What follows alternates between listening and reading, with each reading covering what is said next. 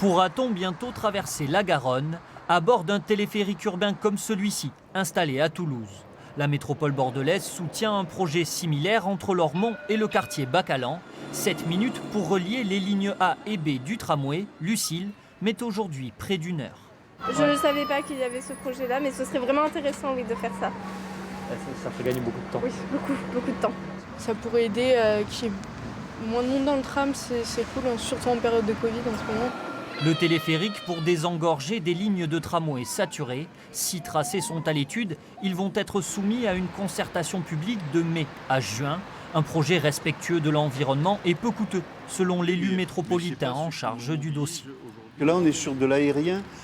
Pas besoin d'aménagement de voirie, pas besoin de recomposer les espaces publics. Et puis sur des sites qui sont, vous le voyez, des sites où on ne percute pas ces dimensions environnementales, d'espaces boisés, de survol des habitations. Plusieurs villes comme Brest disposent déjà d'un téléphérique urbain.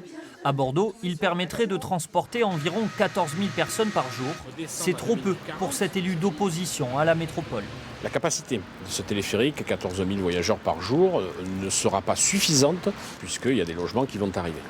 L'offre de transport devra s'adapter à cette nouvelle hausse de la population.